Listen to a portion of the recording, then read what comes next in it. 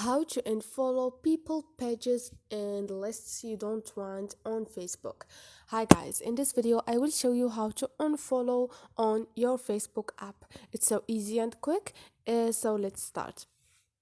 Go to your Facebook and click on those three lines up there, and here click on the setting icon beside the search icon and click on a new feed. And click on the second option, which is unfollow people, to stop seeing their posts. In here you can unfollow people, pages, and groups on your Facebook. Just tap to choose whose posts you want to stop seeing on in your feed. Only you will know, and they're gonna show up. I'm not following anyone, so they didn't give me any list. If you have following, they're gonna give you a list and you can tap to choose. So this is it guys, hope this video was helpful to you, and if you liked the video, don't forget to subscribe and like.